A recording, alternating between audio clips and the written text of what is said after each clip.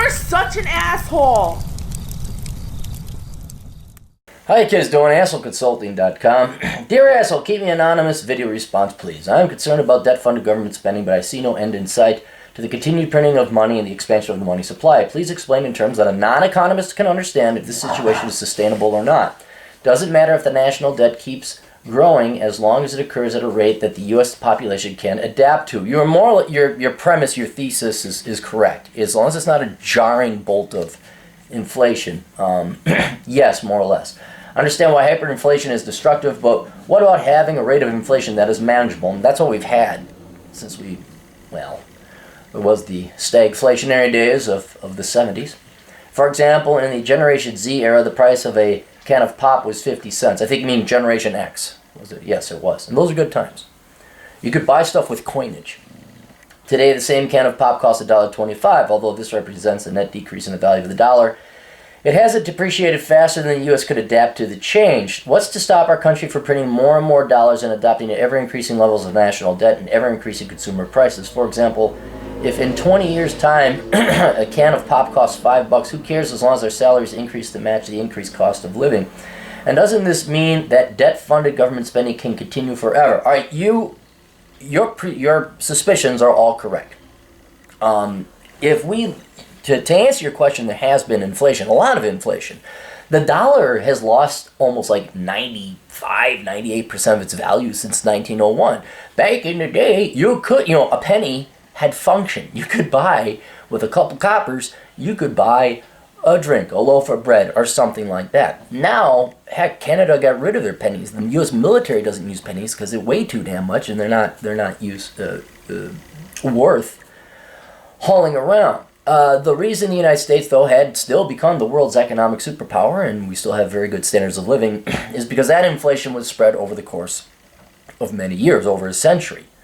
Had we just not printed off any more money, we would have had deflation, which means the dollars would have been much more powerful in terms of purchasing power.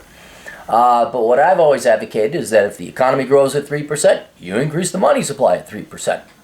And that way, in theory, you'd have price stability and 0% inflation. Now, the reason you say, why does the Federal Reserve or central banks have a target rate of 2%? Why do they want to have a little bit of inflation?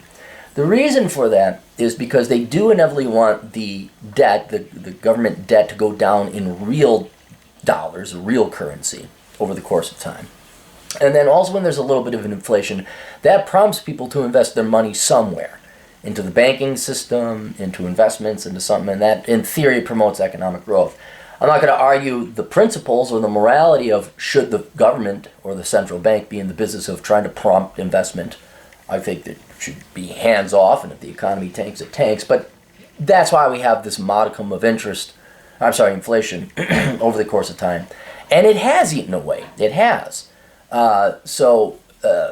Your presumptions are 100% correct. Yeah, if it's this manageable 2 to 3, even 5% every year, will salaries go up? Will prices adjust? And they have. It's just at the expense of the purchasing power of our currency. Now, more recently, what we've been doing, through the machination of central banks buying U.S. treasuries and printing off money, we've essentially printed off the money to finance our government deficits. We don't dare pay for anything we want. I mean, we're Americans. We'll just borrow the money and push it down to the next generation and push it down to the next generation. And so for a while there, we were running deficits. What was it? Was it 10%? No, maybe was it 10% GDP? Yeah, maybe it was 10% GDP. We're at like 2Z, 3Z now. And so we print off that extra money. We flood a GDP of X dollars with an extra 3% money, and then, surprise, surprise, 3% inflation. Now, here's where it gets interesting with the United States in two regards. You say, well, geez, we printed off a lot of money. We've tripled the monetary base since Obama because that's all Democrats know how to do is print off more money. Now, they hide it. But in the end, we're just printing off more money to finance government spending. So there's got to be a cost, especially if we've printed off 3 times the monetary base, although the effective money supply, you could talk M1, M2, M3, and L. I don't think they use L anymore, but neither here nor there. That money has got to go somewhere. Why have we not seen inflation of 5, 6, 7, 8, 9, 10%. Why, if we printed off this much money, we should have seen that show up in the economy. Well, enter in the world's reserve currency, which is the United States dollar. For many reasons, the world has a demand for foreign currency, preferably a stable one. And this happened in the Roman times. At times there was a dominant power. That country or empire's currency had cachet. It had value. So if you want to be paid or have your contracts written in something, you don't want contracts written in Venezuelan bolivars. You don't want them written in Mexican pesos. You don't want them written in Indian rupees. You want something more stable, the United States dollar. Now, we had already established the United States dollar as the preeminent currency back at the end of World War II, because we were the only economy that was producing anything of value and wasn't completely destroyed. This is carried on because the United States has remained the world's largest economy, and I'm also going to contend the world's largest non-corrupt economy. I know everyone likes to say, the United States is so corrupt. It's like, no, you've never been to China or Russia. You have no idea. So there's demand overseas for safe haven investments. There's demand overseas for their contracts to be written and satisfied, exchanged with in U.S. dollars. The oil printed off out in Saudi, printed off. Pumped, drilled in Saudi Arabia, all contracts are written in U.S. dollars. So outside of the U.S. domestic economy, there's demand for U.S. dollars. Then you have countries that are just in crisis. Russia, for a long time, the ruble was pretty much worthless. If you came in with greenbacks or a pack of cigarettes, you could have more purchasing power that way. So if you ignore the U.S. shores and you go over out into the world, there's a huge demand for U.S. dollars. Now, in a very ironic sense, more recently, the last financial crisis we had a decade ago and change, that was caused in the United States. We were gluttons. We borrowed more than we could ever pay back. Bankers just lending money left and right. Whatever. It was a U.S.-caused crisis that spread globally. So even though we caused it, it caused such turmoil in the global financial markets, not at first, but in the end, guess where everybody started sending their money? Into the U.S. They started buying U.S. dollars and U.S. dollar-denominated assets, treasuries, government T-bills, stuff like that. So even though we were the cause of the crisis, because we're the world's largest economy, and we have the world's largest military and nuclear weapons, when it came to, oh my God, there's a panic, where do we send our money? Let's go to the U.S. dollar, which just doesn't make any sense. And the reason people go to the U.S. dollar is not only we're the world's largest economy, therefore our dollars, you could exchange them for some kind of productive value in the end. If you look at any competitor, the yen, the yuan, Chinese renminbi, Chinese economy, they were talking about Brazil, the BRIC countries, Brazil, Russia, India, and China, and they're going to form their own currency. And if you look at all those countries, they are way more corrupt than the United States. So we are the least corrupt, largest economy in the world. So our currency has more value than any other currency in the world. And therefore, there's a global demand, external to U.S. domestic demand for our own economic purposes, that drives the value of the dollar up. So what happens is, even though we're printing off all this money, there's such external demand that we send that money offshore. They buy our treasury bills or whatever else. That money never makes it to the U.S. shores. It's held in bank accounts, it's held in safety, it's held in other central banks' reserves as kind of like a gold, if you will, quasi-gold. And so since that money is not being transacted in the U.S. economy, it never creates inflation, except in one area, or several areas, but they all fall under asset categories. So what do you mean assets? Anything that's an asset. Housing, stocks, bonds. I even say anything you borrow money for. Education, anyone? Tuition? Healthcare? And what's happened to the price of those 5 things? Even since the crash. Oh, they've gone way up. And the reason is not all the money we print off goes overseas. Some of it happens to come back here or is withheld in the United States. Some of it stays in the banks, in their vaults, electric vaults. And the banks lend that back out to the domestic economy. Now, what do people borrow money for? Well, you borrow money for education. You borrow money for a house.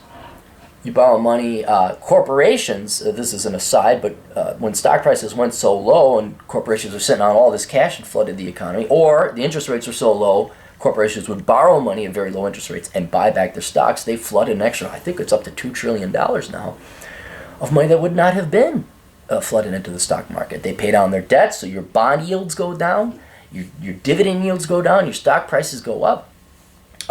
So this causes bubbles in real estate, the financial securities, stocks and bonds, mutual funds, tuition, and healthcare.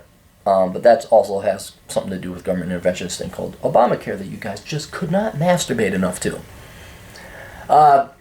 So my point is that even though, a gallon of milk or a loaf of bread hasn't really changed in terms of its price, it's at that onesie, twosie percent. Oh, the stock market's going up by 10, 15% a year. Housing prices go up 10, 15, and everybody's excited about that because they think that's good. Meanwhile, you're pricing out younger people. Millennials, anyone? Did you guys like paying that much for tuition? Do you think you're going to be able to afford a house? This is what they're complaining. Rents are up high too because housing prices are high.